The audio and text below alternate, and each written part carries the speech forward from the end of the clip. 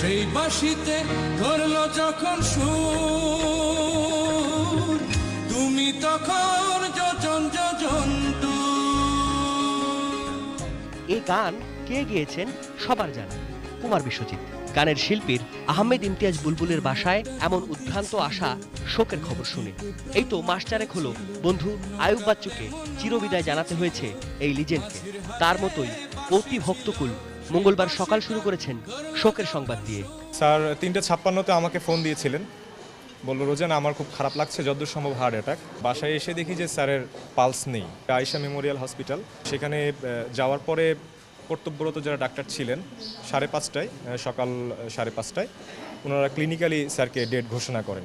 যার সুর করা গানে টানা 4 দশক বাংলা গান হয়েছে সমৃদ্ধ, সেই আহমেদ ইমতিয়াজকে শুধু কি এমন সময়ে আটকে রাখা ঠিক হবে? এমন কান্নার হিড়িকের পরও কি আলাদা করে বোঝাতে হবে কতটা ক্ষতি হয়ে গেল 22 জানুয়ারি? কখনো শোকের আর অশ্রু থাকে না। আহমেদ ইমতিয়াজ বুলবুলের বেলায়ও তার সব প্রমাণ মিলল। সবাই একেবারে চুপচাপ।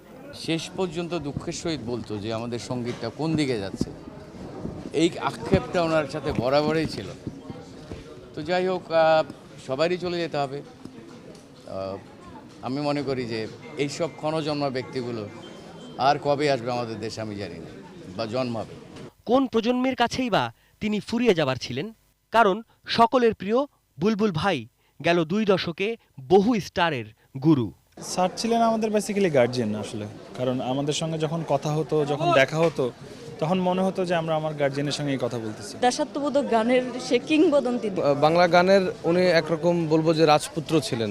ধ্বংসের মাঝেই যেমন নতুনের শুরু, ঠিক তেমনি এই যোদ্ধার ছেলে জানিয়েছেন পিতার অসমাপ্ত কাজ শেষ করার প্রত্যয়। ওই কাজগুলো আমি নিজে করে নিব, কিন্তু আমাকে একটু সময় দিতে হবে। আমার সুস্থ মস্তিষ্কে আমাকে এগুলো কাজ করতে হবে। এমন শোকে শেষকৃত্যের শিডিউল জানানো যে কোনো পরিবারের জন্য কঠিন। তাই তো গান পাড়ার সবাই মিলে জানিয়েছেন প্রিয় আহমেদ ইমতিয়াজ বুলবুলকে সবাই কিভাবে কোথায় জানাবেন ভালোবাসা, শ্রদ্ধা। আগামীকাল সকালে শহীদ মিনারে নিয়ে যাওয়া হবে রাষ্ট্রীয় গার্ড অফ অনার প্রদানের জন্য। শহীদ মিনারে ওনার লাশ রাখা হবে। তার পরবর্তীতে শহীদ মিনার থেকে আমরা ঢাকা বিশ্ববিদ্যালয় মসজিদে নামাজে জানাজা অনুষ্ঠিত হবে। নামাজে জানাজা অনুষ্ঠিত হওয়ার পর আমরা এফডিসিতে নিয়ে যাব। এফডিসি থেকে ওনার লাশ দাফন করা হবে মিরপুর শহীদ বুদ্ধিজীবী মাজারে।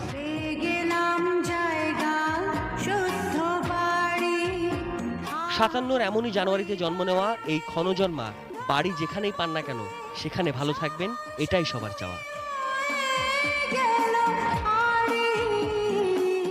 সাদাত হাবিবি সেতু, ATN নিউজ, ঢাকা।